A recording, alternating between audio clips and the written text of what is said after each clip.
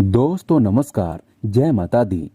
दोस्तों शारदीय नवरात्रि इस बार 7 अक्टूबर को शुरू हो रही हैं और 14 अक्टूबर को समाप्ति होंगे। नवरात्रि के ये दिन माँ आदि शक्ति दुर्गा को समर्पित होते हैं।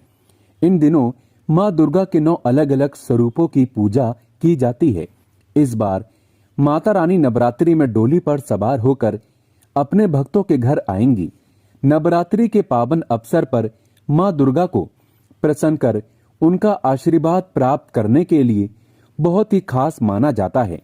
दोस्तों हम सभी चाहते हैं कि नवरात्रि के 9 दिनों तक माता रानी हमारे घरों में वास करे, हम पर प्रसन्न हो, हम पर सदैव अपना आशीर्वाद बनाए रखे। लेकिन क्या आप जानते हैं कि हमारे घरों में कुछ ऐसी चीजें होती हैं जिनकी वजह से माता रानी हमारे घर में प्रवेश नहीं करती।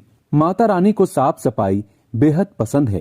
टूटी फूटी खराब बंद पड़ी चीजों के चलते घर में नकारात्मक ऊर्जा का प्रभाव रहता है और ऐसे घर में माता रानी का आगमन नहीं होता।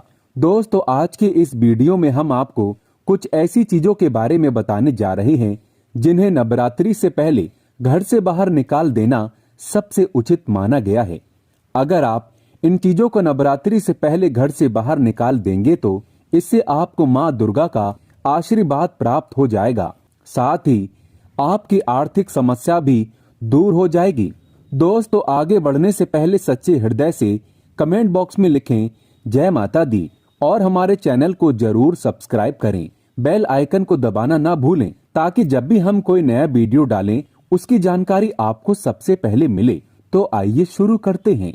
दोस्तों नवरात्रि के 9 दिन बहुत ही पवित्र होते हैं। नवरात्रि के इन 9 दिनों में आचार विचार और घर को साफ सुथरा और पवित्र रखना अति आवश्यक है।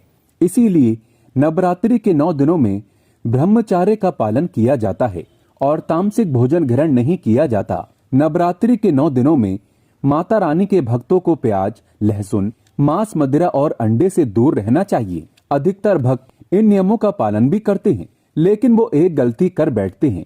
वो नवरात्रि के 9 दिनों में अपने घर इन अपवित्र चीजों को रख लेते हैं।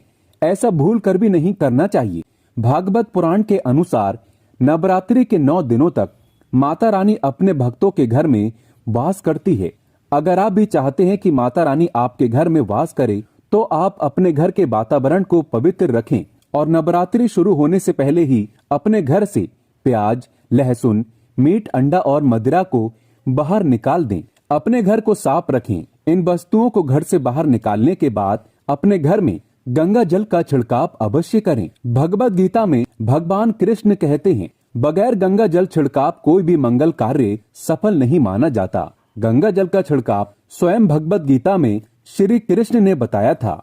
अगर आपके घर में गंगा जल न हो तो मार्केट से गौमूत्र ला सकते हैं और गौमूत्र लाकर आप गौमूत्र का अपने घर में छिड़काव करें। बस थोड़ा सा पानी में डाल लें। इससे आपके घर का वातावरण पवित्र हो जाएगा।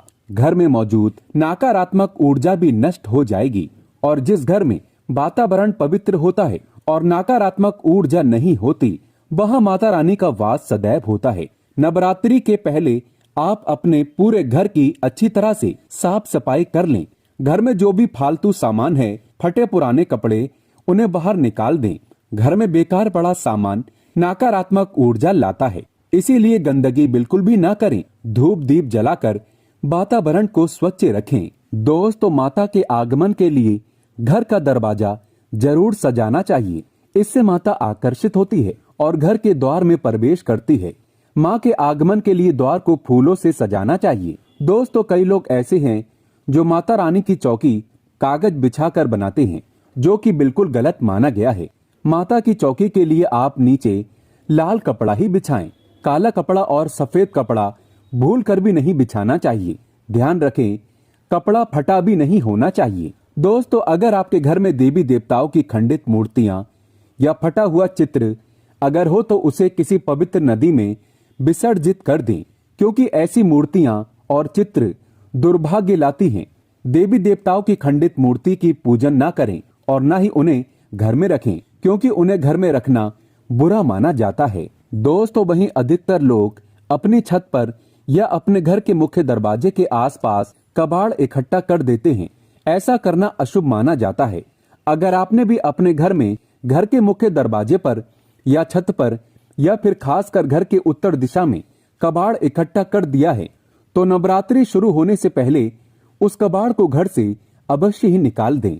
दोस्तों, यदि आपके घर कोई भी बंद घड़ी है तो नवरात्रि शुरू होने से पहले उसे अपने घर से हटा दें और नई घड़ी ले आएं या उसकी मरम्मत करवा लें। घड़ी को प्रगति का प्रतीक माना जाता है। बंद घड़ी समय से पीछे चलने वाली हमारी प्रगति में बाधा डालती है।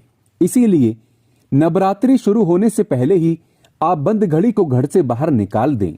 दोस्तों, अगर आपके घर के मंदिर में किसी भी तरह का कोई फालतू सामान रखा है, जैसे कि सड़े गले फूल, अगरबत्ती, धूप बत्ती के डिब्बे या माचिस आदि के डिब्बे या कोई भी खाली पैकेट मंदिर में ना रखें, या फिर कोई फटी पुरानी धार्मिक पुस्तक या भगवान के कोई भी पुराने कपड़े जो फट गए हैं या मुकुट माला जो खराब हो गई है, तो उन्हें आप जितना जल्दी हो सके अपने मंदिर से हटा दें। नवरात्रि से पहले आप अपने मंदिर की और मंदिर के आसपास की साफ सफाई अवश्य ही करें, तभी माता रानी की चौकी स्थापित करें।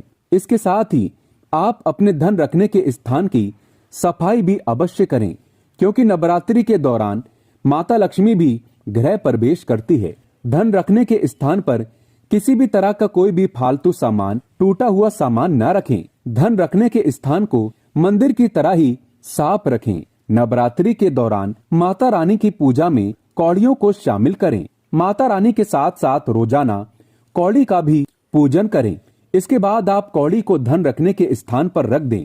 ऐसा करने से बरकत हमेशा होती है। अगर आपके पास पुराने जूते चप्पल इकट्ठे हो गए हैं तो नवरात्रि से पहले उन्हें घर से बाहर निकाल दें। पुराने जूते चप्पल की अशुभता के कारण ही घर में नकारात्मक ऊर्जा आती है और घर में अशांति और कलह का माहौल रहता है। नवरात्रि आने से पहले घर से जाला निकालना ना भूलें। अगर जिस घर में जाला होता है उस घर में माता रानी कभी वास नहीं करती। साथ ही साथ टूटे फूटे बर्तन अगर घर में पड़े हैं या टूटा हुआ आईना भी अगर घर में हो तो उसे भी निकाल दें। घर में टूटे फूटे ईंट पत्थर भी नहीं रखना चाहिए, इससे माता लक्ष्मी नाराज हो जाती है। दोस्तों, अगर आप वाकई में सच्चे दिल से माँ शेरोवाली को अपने घर पर बुलाना चाहते हैं तो सच्चे मन से कृपया एक बार कमेंट बॉक्स में लिखें, माँ हमारे घर जरूर पधारें। जय माता दी। माता रानी के लिए एक लाइक तो बनता है।